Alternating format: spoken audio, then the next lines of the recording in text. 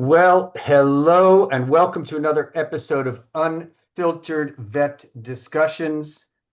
Today, I'm flying solo. The rest of my cohort are not part of this conversation. If you'd like to learn more about Unfiltered Vet Discussions, you can read our bios at www.unfilteredvetdiscussions.com. Please make sure to like, subscribe, and follow us on social media platforms that you can find on the website. You can also listen us to wherever you find your podcasts, including Apple, Google, Spotify, et al. We love to hear from our listeners, good, bad, or ugly. So please make sure to comment and we will respond. Now, on to our very special guest who's sitting quietly on the screen with me, Dr. Andrew Findlaytor. Took me years to learn how to pronounce that last name. I had to use AI to help me. I'd like to think of Dr. Findlaytor as a colleague, an influencer, and most importantly, as a friend. Now, you'll learn more about Dr. Findlaytor, Andrew, and his superpowers as we go through the chat. Andrew, thank you so much for joining us today. Absolutely. Thank you so much for having me, Peter. Really excited. So we pulled Andrew away from his family. He's on a vacay, and I appreciate the fact that he put something on beside his bathing suit since he's at the beach. Um, all right. So tell us a little bit about your background, and but first of all, what is the origin of your last name? I've heard of Findlay and I've heard of Taylor, but this Yep. is like a cross section of Findlay and Taylor. Very fair question. So yeah, Findlater is, to the best of our knowledge, Jamaican in origin. My dad's Jamaican. He moved here to the States when he was roughly 13, give or take. And it seems to be a pretty short family name. And we've tried to do like some basic genealogy. There's like two generations. There's like 15, 20 Findlaters running around. So like you said, Finlay, I think is a very common name. I think someone probably had Finlay and then just added the Tor to differentiate themselves. And that's how it got its start, to the best of my knowledge. But it's pretty funny too. I love my family. My dad is a average sized, very dark skinned African American, shaved head, and Findlaytor technically means blonde haired, blue eyed warrior. So we always have a good laugh at that. It doesn't have a whole lot of family resemblance, but it's our name. Yeah, well, yes, you look Viking to me. Um, so you have a very unique background from that. And Andrew, you and I have not talked about this in the past. We've mostly talked business, so I'm gonna dive a little bit deeper on that. I'm assuming your dad is not a veterinarian, that you have really no animal care background. What motivated you to become Dr. Ken veterinarian or Dr. Andrew veterinarian from that standpoint? Yeah, very funny. Neither of my parents, like you said, are. I mean, we had pets growing up. We had a dog, but they weren't like professed animal lovers. I, on the other hand, always loved animals. The funny thing, and I'll tell you this, I don't tell too many people. I loved animals. I wanted to be a man of science, and I wanted to be a man of business. So I was working to become a certified underwater photographer. I got PADI certified at 13. Got my underwater photography license. I wanted to follow in the steps of Jacques Cousteau, which for our older listeners, you guys know, like one of the great explorers of the old ocean days. But my dad pulled me aside and he's like, "Hey, that's great, but like taking Polaroids of fish, I think you're going to live at home forever, and that's not great." The number one thing I swore I would never be was a veterinarian because as a know-it-all 13-year-old, I thought all they did was give your dog vaccines, take your dog's temperature, and kind of pat your dog on the head. And again, I wanted to do great things in the world. So that's what I swore I would never be. Then when I was 16, my dad dropped me off at a vet's office and was like, "Hey, just check it out. Hear me out. Here being a vet can be a good job for you." That very first day, there was a bulldog C-section. I introduced myself. There was 9 puppies. They didn't have enough techs. So on my very first day, they had me doing chest compressions on puppies and giving atropine and scrubbing them and waking them all up. And from that minute sold, when there was blood and placenta and puppies, everyone did great. That's when I had this aha moment. My parents said I came home glowing because I realized veterinarians are like the world's coolest doctors. They handle whatever walks in, they fix it, and they help people and animals. I'm kind of a weird vet in that I love people just as much as animals. And that was my aha moment. And I, from that very minute on, never looked back, was whole set sold on the job. That's pretty cool. You have been you ate the placenta, and as a result became a veterinarian. You went to which veterinary school did you go to again? I went to Davis, which for those of you who don't know is the number one veterinary school in the world. But yes, had a lot of pride going to Davis for undergrad and vet school. All right, so we're going to edit that part out about Davis being the number one veterinary school in the world, but we appreciate your passion for your alma mater from that standpoint. So now, correct me if I'm wrong, but you're kind of a Californian, and now you're no longer in California. So you went to Davis, you went to veterinary school, you graduated, and then you went out and became rich and famous, right?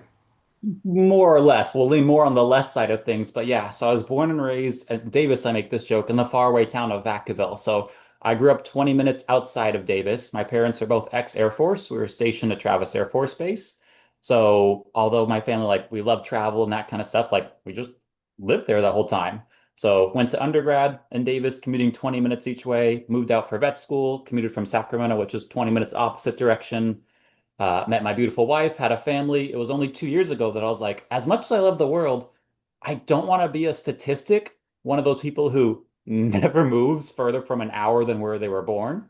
So that's what led us to the map and be like, well, we want to try living somewhere else. Like, you really can't go wrong. If you don't like it, you can just move back. So we explored all over the US, settled on North Carolina. Carrie loved it because she saw an HGTV special when she was a teenager. I spent some time at NCSU during vet school and enjoyed it. And yeah, we made the jump and have loved it. But that's how we ended up with the move. But for a long time, I was right where I started, basically. Correct me if I'm wrong, but wasn't there like a marine world in Vacaville at some point? Yes, Marine World Africa USA was the name of it. It was a zoo. They got bought out by Six Flags, so then it became a zoo theme park combo. That was the place to be, Peter. We would go down there as soon as we got driver's licenses, every weekend because you could get a season pass for $50 and it came with like food. So yeah, I spent a lot of time. I built again, although I was on the veterinary track, I still thought marine mammals and fish were in my future. So I had some small projects with them, like learning how to do like hand signals for dolphins and talking to like their aquarists who were working with the fish and stuff. So yeah, very fun area over there. So now the fun part, we'll go to the business side of things. So we talked about the veterinary side. We'll talk a little bit about the business side. I believe you and I first met during the pandemic Correct.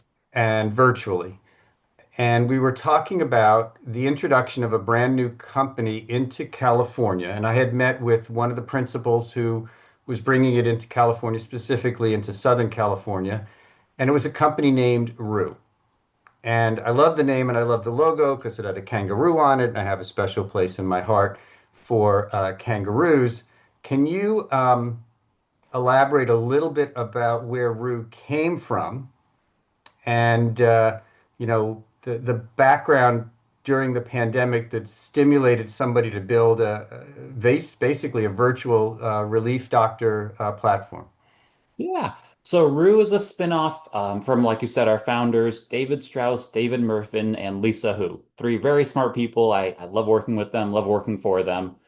David Strauss and David Mervin had a group of hospitals that they had grown in Texas. And owning those hospitals, they recognized, it doesn't feel very standardized or even very clear how to get relief veterinarians, not even good ones or bad ones, but like aside from doing the phone tree, it was their kind of there's got to be a better way moment. They met Lisa who comes from a very strong technology background, and essentially they sat together along with Charlotte Weir, who's our VP, and they're like, well, how can we use technology, which is what I'm all about, to make the lives of vets, techs, and hospitals easier? They trialed Rue within their hospitals to start off, and they're like, wow, this works really good. They tried to grow in Texas, they grew in Houston and Dallas, and that's kind of where Rue was born. Although our headquarters is now technically in San Francisco, a good chunk of our company still lives and resides in Texas, and we've always had that internal cowboy cowgirl mentality because we're a Texas company at heart. I loved the platform when Lisa introduced it to me. It was, for lack of a better metaphor, very much like a dating platform. Yep. And it allowed the principals, in this case being the hospital, and the doctor looking to talk about themselves, share themselves, and then just try to find a match in a very transparent fashion. So let's talk about relief veterinary medicine first, and we'll just start with some basic foundational information. Is there a classic definition of a relief veterinarian, a locum, a per diem, whatever the terminology we want to use? What do you or how do you define a relief veterinarian? Yeah, so the term, like you mentioned, has evolved a lot, particularly since COVID. At this point, I tell people anyone who works at least one shift of their own free will outside of their full-time job or their core job could classify themselves as a relief veterinarian. We have people who do it rarely or occasionally. We have people who do it once or twice a month. We have some people who do it full-time. The real defining component for me is who chose to work. Were you assigned that shift? If not, you're probably not really a relief veterinarian. On the flip side, if you reached out or even through your network were offered a shift that's not your home hospital, you can consider yourself a relief veterinarian to some extent. I love that term, own free will. We're not, I emphasize not, going to get into a definition of 1099 versus W-2 today. That is not the premise of this conversation. For those of you who are listening, thinking that we're going to talk about what's right and what's wrong, sorry, I'm not an attorney and I'm not an accountant. Now, relief veterinary medicine existed and has existed for as long as I've been in practice, which is a while, but it's been growing quite rapidly, significantly, I would say. Before we start to get into the numbers of growth, you've done relief work. You've worked, may I quote, out of your own free will. What are the challenges of being a relief veterinarian? What do you see as the challenges? Yeah, so the challenges are just so as a veterinarian, we all suffer from a lot of the same challenges. I can look at the schedule and say, yeah, I've got these things scheduled for the day, whatever it was. It's most of the time, the end of my day looks nothing like the start of my day made me think it was going to be. Again, you never know what's going to walk in the door as a veterinarian. As a relief veterinarian, an added challenge on top of that is you don't know what the hospital side of it's going to look like. I don't know how good or bad, at least for the first time, my staff is going to be. I don't know their strengths and weaknesses. I don't know their flows, their PIM system. Again, it's just one huge question mark. That's something that really drew me to relief is that almost sense of adventure. I'm a undercover Indiana Jones fan. I love kind of discovering buried treasure and new opportunities. But as a relief veterinarian, you don't know what's right around the corner. You don't know what's in their drug lockbox. It's all just a big question mark, as it were. And another thing that is a question is, will I have a job tomorrow? When you're doing relief full time, again, it's great to be like, hey, I've got great pay. I've got all this, like you said, autonomy. But it's another challenge to be like, how does the economy feel? How does my future look? Those are two things that are front of mind for a lot of relief veterinarians. On the other hand, there's, as you noted, a lot of autonomy, which can fit into the benefit of being a relief veterinarian. So, why have we seen such a rapid growth in the number of our colleagues who categorize themselves as relief veterinarians? I think, and this is my personal stance per se, I think it's because, like you said, autonomy, if I distill it down even further, we as veterinarians typically pledge to lifelong learning. I've never met a veterinarian who just wants their life to not progress, not develop. They don't want to get better at anything else. They just want everything to stay the same as it is. We can be scared of change, but we usually need change. Relief gives me the opportunity to write my own story. For better or for worse, I feel like I have momentum. I feel like I'm running a business or building myself as my own personal brand, but I'm able to write my own story. While as an associate, I feel like I'm a piece of someone else's story. And there's nothing wrong with that. But I feel like people are having more light bulb moments around that. You and I both know in the old days of relief, there was two kinds of relief veterinarians, and I won't tell you which one was more prevalent. There's people who did relief because they wanted to, and there's people who did relief because no one wanted to put up with them more than 1 or 2 days a week. Um, Now there's kind of this third category that really just says like, well, I do relief because I want to get to all the other things in my life, or I want to grow in another category. That's how I see it. You know, it's kind of that work-life balance discussion that seems to emulate throughout the veterinary profession. Yes. Couple of just quick questions about Roux, and then I want to look at some global issues from that standpoint. How many veterinary hospitals currently work with Roux? We have tens of thousands of veterinarians, technicians, and hospitals. We're in, I want to say, 34 states as of today. So yes, we have the largest supply of vets, techs, and hospitals of anyone. So, according to some data that I was able to pull out, prior to the pandemic, there were approximately 4% of veterinarians who categorized themselves in the AVMA as relief veterinarians, per diems, locums, whatever tech terminology you want to use. More recently, that number has jumped somewhere between 8 and 10%, which means one out of every 10 veterinarians are categorizing themselves as relief doctors. Does that jive with pretty much what you're seeing as well? Yes, very, very much so. Those numbers, I could feel it coming. Like you said, that came out in this most recent AVMA report. We knew, and I knew pretty definitively the number of relief veterinarians was growing. I don't mind saying I was surprised though that we had hit almost double digits at that point. And again, to me, Roux grew. I talked to David Strauss when they were just building Roux in the Houston area, and he introduced me to Lisa, and we talked further about it right at the time of the pandemic, which there was a tremendous turnover, and it was kind of like an undertow of veterinarians in and out of the profession during those first few months of the pandemic, and we were also dealing with increasing workforce issues. It was interesting to watch the growth of relief doctors and the need for relief doctors during the pandemic. So you came on with Rue fairly early on the game in the California field. You must have been up to your ears in alligators just trying to balance everything during that time with the supply and demand of veterinarians. How did that feel?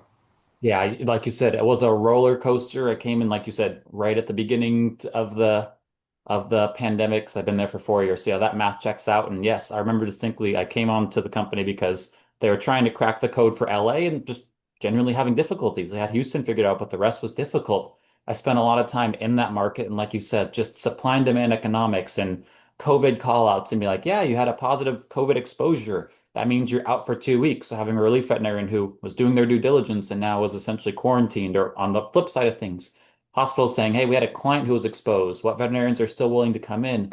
It was, I'm really impressed with how well the team did in those circumstances, but it was no easy feat to navigate all of the competing variables that were happening at that time. To say nothing of, like you said, just getting relief veterinarians from point A to point B. There was such a demand for veterinarians as a whole.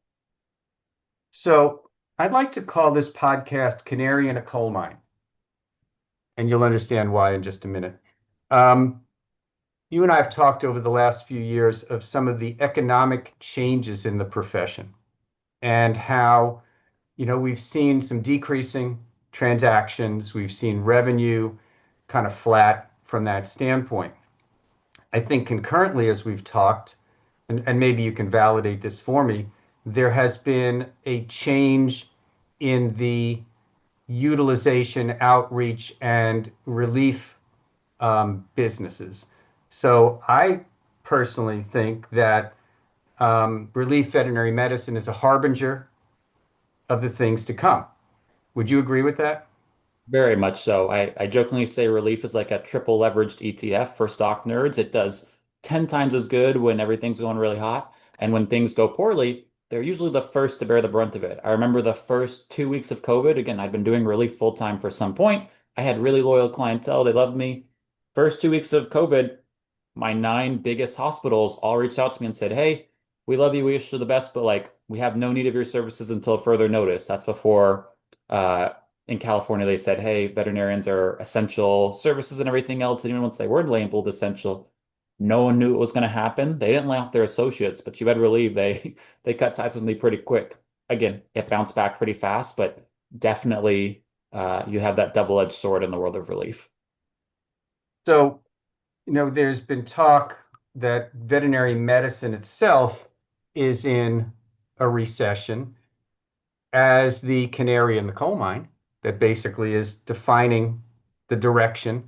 What have you seen trending over the last year or two in the number of hospitals, the number of shifts, the willingness to pay per shift, the number of relief doctors willing to take less, or just what are you seeing as a trend that might be indicative of the economic challenges that practices may be dealing with? Yeah, it's a very fair question and one I put a lot of thought into. Again, I'll go on record and say this is kind of how I look at the data and my thoughts. But during COVID, pet owners had almost unlimited time, or at least it was a very different world. And they had this sense where it's like, oh, my dog is sick. If I could just get in to see a veterinarian, everything will be okay. And likewise, interestingly enough, during COVID, we had the boom of urgent cares, we had the boom of wellness, we had all these different models that popped up. And a lot of these businesses said, if I could just get a veterinarian in the doors, we'll have the growth that we need.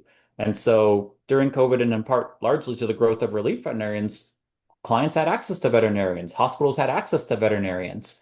And now I agree with you that we're in a veterinary recession, as it were. And I look at myself and I say, well, usually the veterinary industry is recession resistant or recession proof, depending on who you ask. Why is this time different? I think after COVID, some owners, not all, I'll be clear, but some owners stepped back and said, well, I had a lot of veterinary experiences over the past 12 or 18 months. I'm not sure I like that. There are some who love their veterinarians, but some of them were like, "Oh, I don't know that I love the experience." And likewise, some hospitals said, "Oh, we had all the vets we needed. Our business model didn't work, or we didn't have the stickiness with our clients that we thought we would." So I feel like we're seeing a contraction or drawback from that as everyone kind of redefines, is veterinary medicine going to be wellness, then general practice, then urgent care, then ER, then specialty referral? Are you going to go through the whole process, or are we going to revert to mean and just say, "Hey, most veterinarians we do a lot. That's what we do." That's what I'm very curious about in the future. And relief is going to play a factor in both those worlds, but I'm very interested to see how it all plays out. That was my thoughts, but I don't know. Did I answer your question, Peter? Did I sidetrack myself there? Well, you danced very well.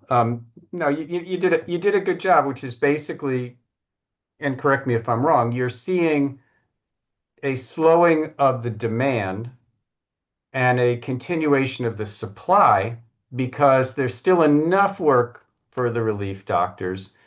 But if the demand continues to taper, well, let me ask you just a very direct question. Has the average day shift in a general practice seen a decline in the offer, instead of X amount, it's now X 80% of X? Have you started to see a decrease in the offers out there from the day practices because there's not enough business to warrant having a relief doctor? Absolutely. We've seen a decrease on that and a decrease, like you said, on what they're willing to pay. Our pricing stayed fairly static, but we have a boosting feature where it's like, hey, we recommend X price, but if you want to go above and beyond, you'll increase your chances. During the heyday, people were throwing money on money on money to try to basically like wave down a veterinarian, for lack of a better term. Now we have people who are defining set budgets, which again makes more sense to me, but they're not willing to throw unlimited amounts of money for particularly an unknown veterinarian. It's great to have profiles, but until a vet actually works a couple shifts with you, they're like, no, we have our budget. Here's what we're willing to work with. We'll wait it out, or in some cases, rather not have a vet rather than throw infinite money at the problem. Curiously, with the number of states and areas that you're in, and you may not have this data off the top of your head, do you see a difference in the supply and demand curves in an urban setting versus a suburban setting versus a rural setting?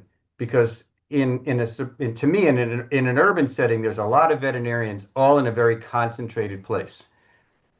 And in a rural setting, you may be 100 miles or an hour or more from another veterinarian. And so finding a relief doctor can be even more challenging. So is there a difference? Have you started to, you know what I'm trying to say? The supply and demand curve for the different demographics of practices, do you see an impact there? We absolutely do. And that's been something that's been amazing, but also horrifying to try to figure out and plan for. I make the joke like we tried to make a battle plan for every state and every suburbia or like greater metro. They're also wildly different. It's made me appreciate our diversity. But I can say general urban areas, hotspots like LA and San Francisco, where people just have that go-go mentality, New York as well. Again, like the wine's still flowing. There's still plenty of opportunity, plenty of relief that's going on.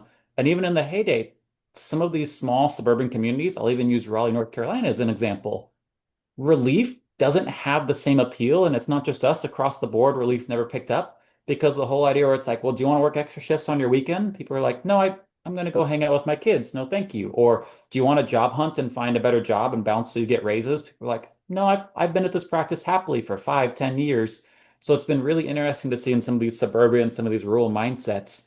It's not just about supply and demand. The mindset is different, maybe for the better, where people want to be a core part of their community. So the whole autonomy but no strings attached component just isn't attractive to them.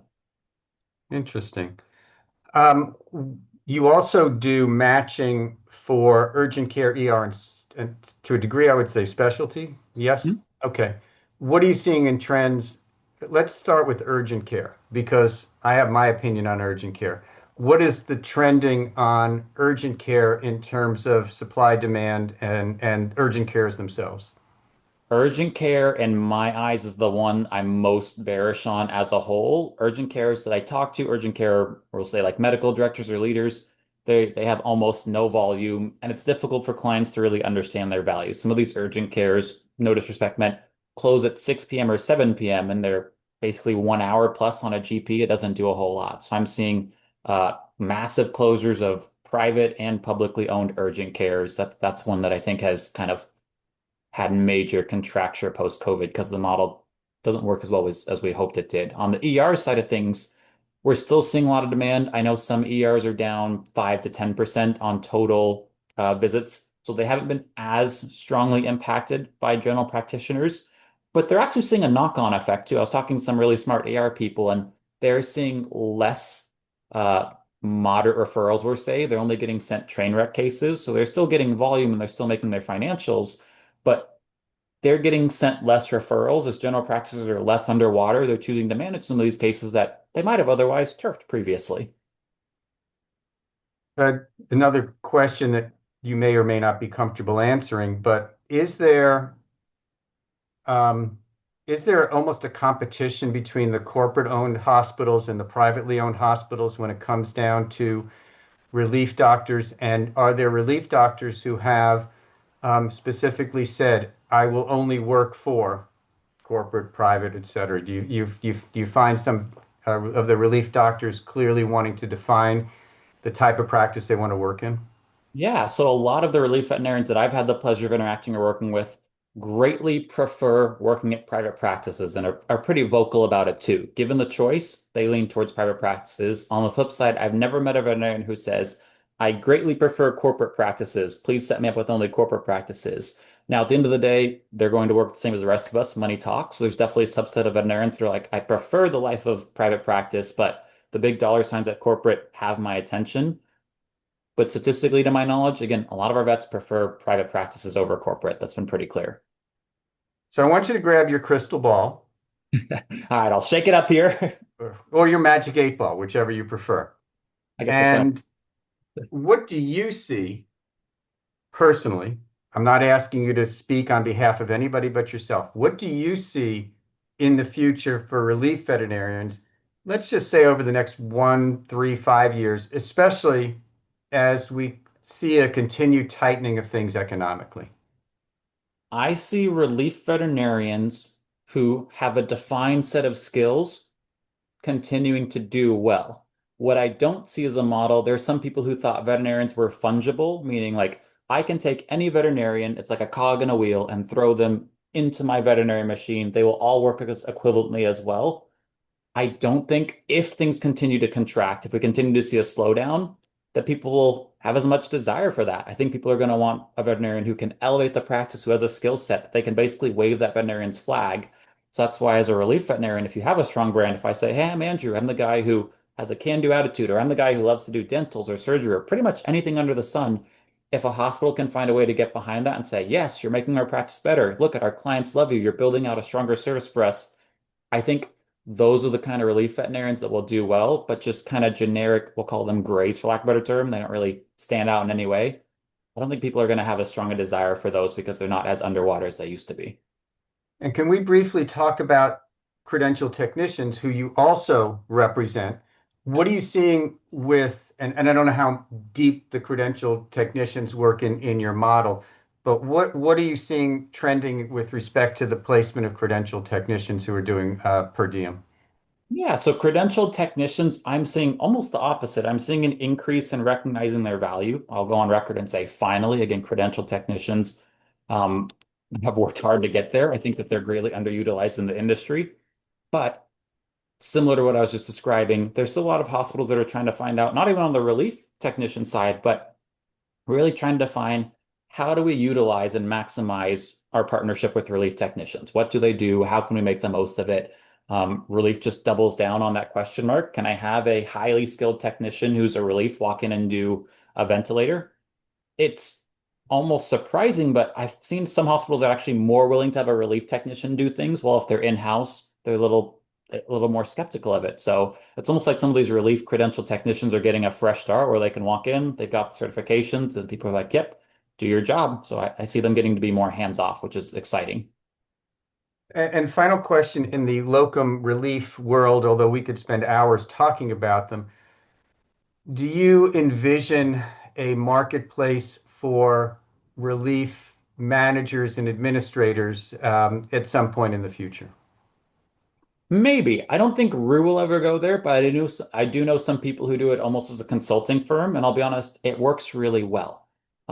We have, as we all know, a lot of churn and turnover in this industry, even all the way up to the level of dean sometimes. And so having the ability to see someone and have a mentor, not the full level of a life coach, but having a strong practice manager come in and be like, yeah, I'm going to be with you guys for 2 weeks, 4 weeks. I'm going to get your books in order, your process in order. I'm going to show you how to build SOPs and lead a team and having your practice manager and training fall along with that. I think there's a huge missed opportunity for that kind of service. Absolutely. But a practice manager popping in for just one day, I don't ever see that taking off well. I think that's too short a time to have much value. So I want to shut down the Rue conversation and the relief doctor conversation and get you excited because I know you have a passion for the future and technology. And I think it goes beyond EIAIO into other things. You know, old MacDonald had a farm, EIAIO. But what does the future of veterinary technology look like to you, and how do you hope to maybe contribute um, in that realm? Because I know you have a passion for that besides underwater photography. Hey, if we can find a way to work underwater photography into relief, that would be pretty exciting. But on the technology side of things, the things that get me most excited are things that make me feel like a veterinarian plus one. I never get excited about technology replacing people. When AI came out, again, not that long ago, and everyone's like, oh, this is going to replace doctors and lawyers and writers and everything else. I was like, no, you can imitate, but you can't exactly replicate that special thing that makes us good at our job, generally any job, but particularly in veterinary medicine. So I don't have the same reservations that some people do, where it's like, yep, they're going to build AI machines. It's going to think, walk, and talk like a vet, and we'll be out of a job. The technology that gets me excited is the stuff that makes me feel like I can maybe see one more patient sustainably, or better yet, I can do better by one more patient. Things that I think about a lot is how can I build a stronger digital library that, again, makes the encyclopedic knowledge that we walk around with that we almost take for granted on a day-to-day basis as a veterinarian and make it digestible and actionable. So I'm reducing my chance of mistakes. And on the flip side, I feel like I have a partner that's more me. Instead of saying, hey, I'm worried this dog has Lyme disease. What do I need to do? And I call IDEXX. How great would it be if I had a system that said, hey, don't forget, you do a C6 quantitative antibody test to know those are your next steps. Great. I just saved myself 30 minutes of stressing about the next right thing to do. And I can put more time and energy into the important part, which is interacting with my clients, making them feel comforted, communicating with them, and interacting with my patients. That's the kind of technology plus that I love to think about. So you know you still do some relief shifts, and you've got a lot of doctors doing relief shifts who feed back to you. Any comments on AI medical records and some of the things? I mean, that grew out of freaking nowhere. That was just like a seed that's like bamboo, and it's growing 6 feet per day. What is your take on AI medical records? So like AI dictation, AI medical records, I think that's a great, we'll use the term like low-hanging fruit. Like no one likes records. You can argue with me if you want, but I've never met anyone who just delights in writing record after record. So being able to streamline and improve that painful part of the day, I think is a real clear winner. Where I get a little queasy or a little worried for some of these guys is if we roll the clock back 3 years ago, there was arguably two or three dictation companies. At the end of last year, there was 34, I want to say. As of VMX beginning of this year, we're in the 40s, and as of today, there's 53 AI dictation companies. I generally don't know that the world needs that many. Again, I've got four or five that I like that I'm like, take your pick from them. But that is still a veterinarian plus one type technology. It makes my job easier. It doesn't replace me. It accentuates my strengths or maybe my weaknesses and makes my practice easier to make it through the end of the day. So I give big thumbs up to that kind of concept. There are so many different things. I mean, I go back to 2001, the movie, and besides the generation, I do go back to 2001, the movie, and there was AI computers back then that were Arthur C. Clarke projecting what the future was going to look like. Um, we're way beyond that right now in the capabilities that are out there from a technology standpoint. Um, I know you love talking about technology because you talk about it all of the time. What about on the clinical side of things? Are there technologies that you're seeing on the clinical side, whether it's digital radiology or some of the reading of radiographs, cytologies? Any opinion on some of the technologies that are integrating into the clinical side? Yeah, that's a great question. You make it sound like I talk your ear about off on technology. I'm getting the hint that maybe I talk about technology a lot with you, which again, I like. I love the again supportive infrastructure that's coming around instead of me sitting in a dark X-ray room, really hoping that I'm making the right diagnosis here. The onset of like being able to stat radiographs and having a whole variety of specialists that I can send it to. That's the kind of stuff I want to see more of that really does, again, raise clinical excellence and decreases my liability, which is something that we're having an AVMA talk tomorrow, like is becoming more of an issue. Other technologies like the selfie that I can essentially like scan slides, send them in. Cytology, I'm really good on ears and lipomas and stuff like that. But when I get a weird question mark slide, I hate on an emotional level telling owners, hey, I'm going to send this slide out for histo. It'll be back in 10 to 21 days, depending on which lab I send it to. I hope you're not just worried sick that whole time. So being able to have it as an intermediary that I can send in a selfie within an hour, we'll get a pretty good answer. It's not as definitive as histopath, but I can also give my owners more guidance. And again, just strong communication of, hey, you don't have to sit and worry, or we're going to get a plan of action together now. Again, those kinds of bits of technology I love. I'm also hearing about some really cool ultrasound companies that essentially just do, I want to say it's IVC or IVD. I'm blanking on the name now, with Jeffrey Bloomberg, but I love his company's idea where, hey, you need more detailed ultrasounds. You can go over here. They're not taking your clients. They're not a full service practice. They're just do an ultrasound. You get results really fast and continue on with your day. Again, technology like that, I love. Well, I think you talked to me about technology because you look at me like a father figure and you're trying to convince me that we can go from a gas car to an electric car or something to that effect. So I do my best to keep up with the trends as much as I possibly can from that standpoint. But um, let's kind of get wrapped towards the end. What message? No, yeah. What message do you want to share with the profession about its future? I'm going to say that the future of the profession is bright. I'll say that confidently. But the one thing that's certain, I was reading a really interesting book recently, and it was talking about how the most consistent thing in history is that the history books are full of things that have never happened before. And in hindsight, that makes sense. I mean, we've been hearing about unprecedented times. I feel like every 6 months since I can remember things. I know some of my veterinary colleagues are change averse. If we can learn to embrace change, we actually stand the potential to rise to the top. I think that we as veterinarians are the best positioned to lead that change and to really derive new ideas. I've worked with many smart people from technology and operations in all walks of life. None of them think like vets do. I used to think that was maybe a downside, but now it's something I take a lot of pride in that we can build a really exciting technology when we learn to partner and kind of push our own limits. All right, I'm going to make you uncomfortable with my final question. Excellent. Gelato or sorbet? Gelato by far. Sorbet is a disappointment in a spoonful. Gelato is, uh, yeah, I don't think you can beat a really good gelato. Although my favorite dessert of all time, Cinnabon. It's one thing. I love cinnamon rolls, and there's nothing like a Cinnabon, man. I will drive 20 miles out of the way to go get one of those things.